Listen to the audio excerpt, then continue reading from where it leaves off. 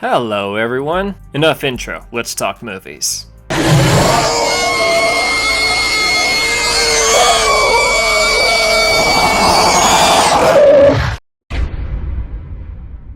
Oxygen.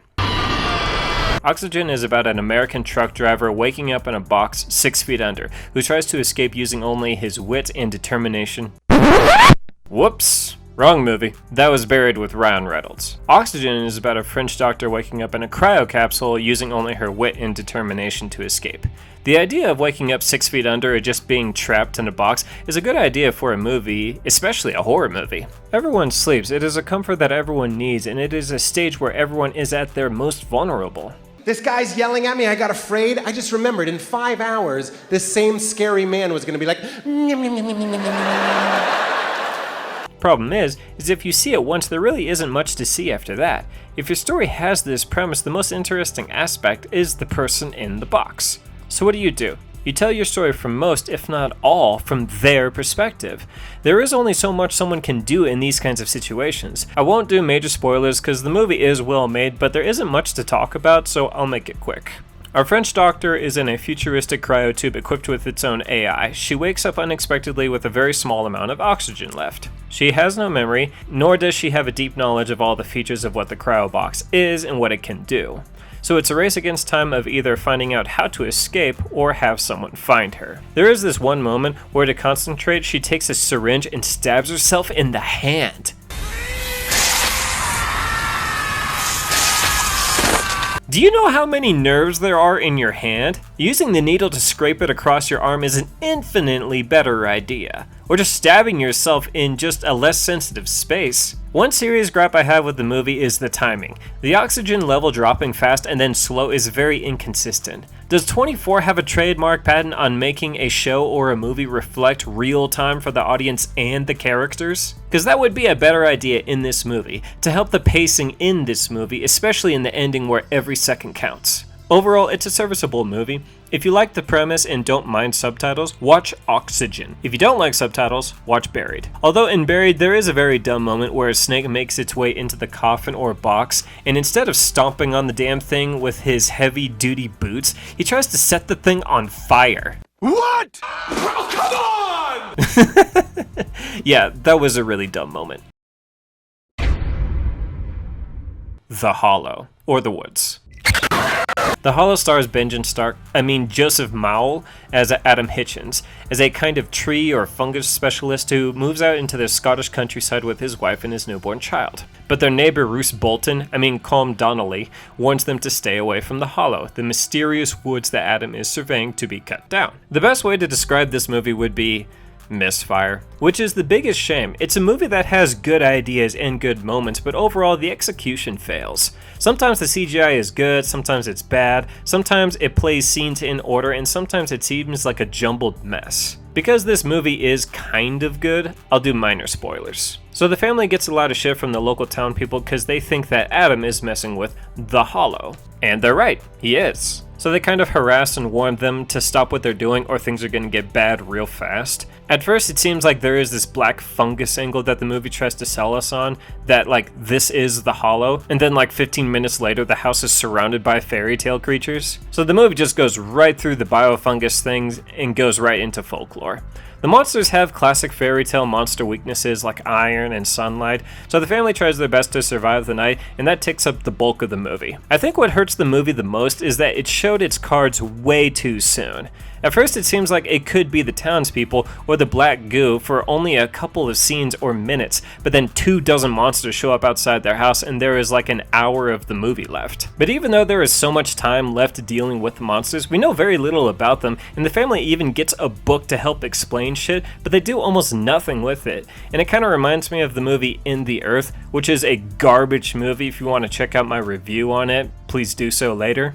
When it comes to movie monsters that are complex, you can either 1. tell us about them and help the characters learn more about them, which will drive their actions and emotions when dealing with them, or 2, keep it very vague and let the fear of the unknown drive the characters' emotions and actions throughout the story. But this movie is in between the two, which just doesn't work, because I don't know enough about the monsters to be afraid of them on a deep, well-developed lore level, and I know too much about the monsters to not be afraid of what could happen, or be taken by surprise of any jump scare or new reveal. So, The Hallow is an okay movie, but it had the potential to be so much more.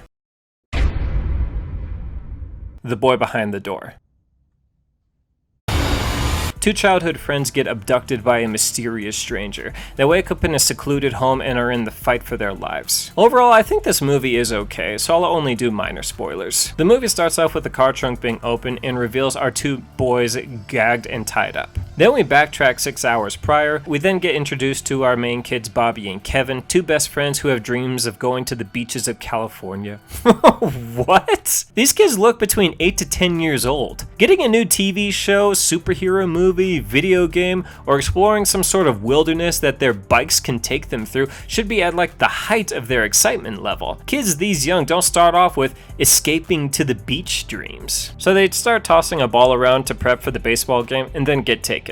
Why did they do this? This is such a tiny intro to our characters that the time jump is completely unnecessary. It's still a short enough time window to be an attention grabber for your audience. Anyways, Kevin, who drew the short straw, gets taken into the house and is chained up for some future activity for some very bad people. Meanwhile, Bobby got left in the trunk. But don't you worry, Bobby is a fighter. So he busts out and has to figure out how to get help and save his friend.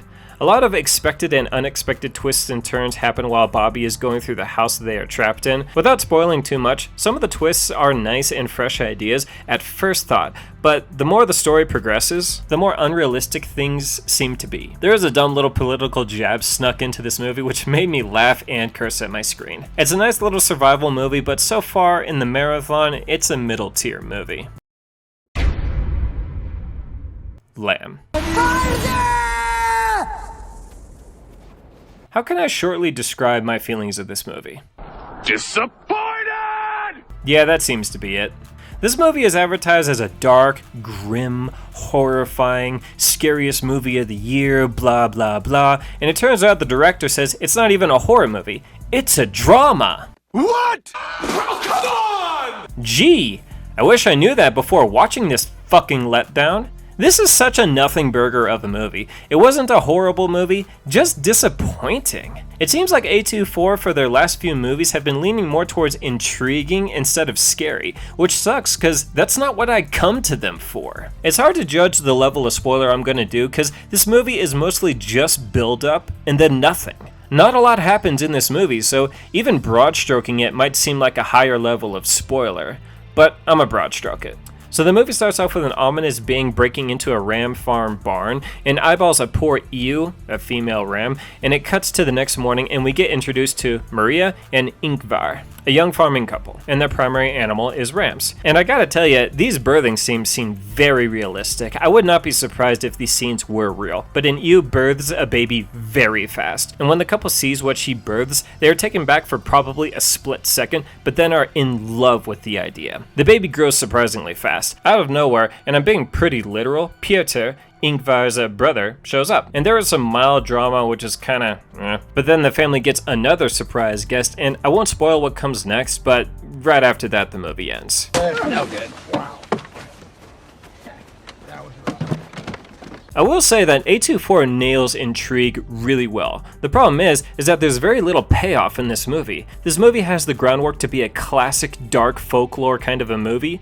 Nope. There is zero tension between the husband and the wife when Ada, that's the baby hybrid's name, is born. When Piotr comes in, you'd think he'd cause a lot more drama, and he causes some, but it's pretty minimal stuff. During the movie, you get a few hints that the couple has had some deaths that they are dealing with, but not enough happens with it for it to be a significant part of the movie. And the ending is so abrupt and almost anticlimactic that when the credits roll, you're like, that's it? Reading up on the director's intent or the meaning in the ending says shit like, it's a story about the force of nature. Bullshit! The movie I watched was about the family dynamic. They could have done so much with the legs of this movie. And I can't go into my ideas because that'll tell you what they didn't do in this movie. Overall, this is an artsy movie with very little drama, and most importantly, it's not a horror movie.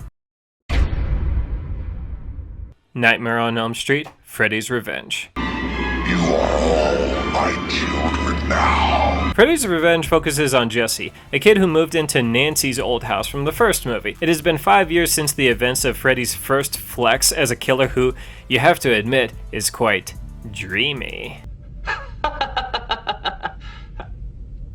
So even though some time has passed since the last time Freddy was visiting the nightmares of those who lived on Elm Street, Jesse is suffering from similar night terrors as Nancy and is losing himself. Can he pull himself together, or is Freddy gonna tear him apart? I like this movie. I didn't think it was nearly as bad as people say, but it's still a step down from the first movie.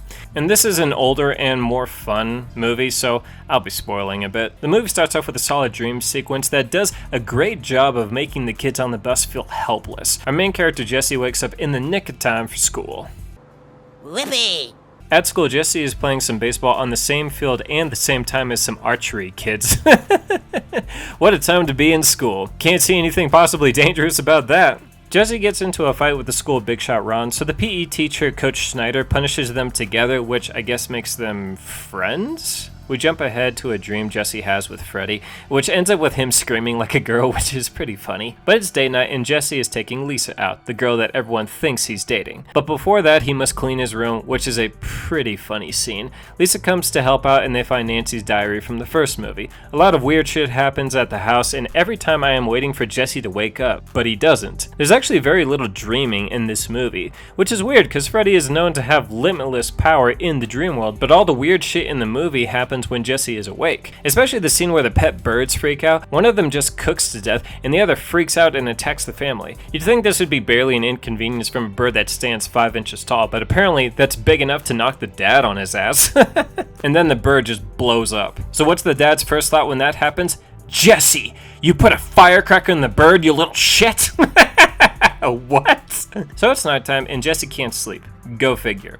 So he goes for a walk and heads into a bar. But Coach Snyder is there and takes Jesse back to the school and make him run some laps. So Jesse hits the shower while Freddy fucks with the coach. How? I have no idea. But because Freddy likes to play with his food, he strings the coach up, strips him down, and starts towel whipping him in the ass. I mean, Freddy has always been cheeky.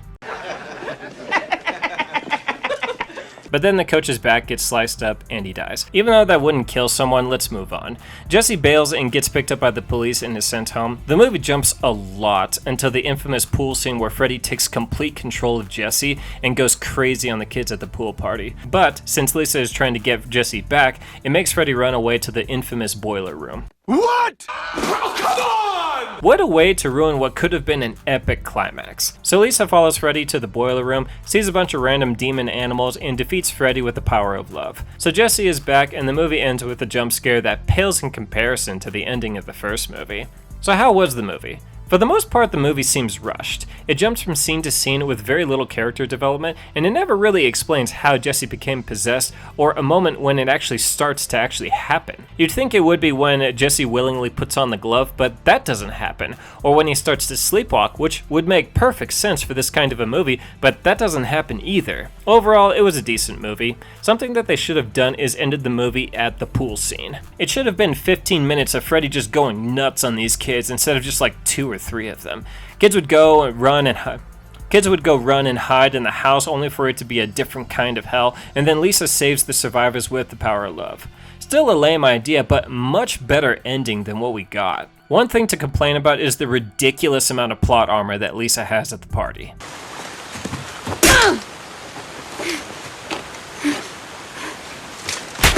Seriously, she posed an obvious threat to Freddy's control over Jesse, so why wouldn't he just kill her? He had very little trouble killing the other kids at the pool. Anyways, thanks for watching, and stay spooky until the next 5.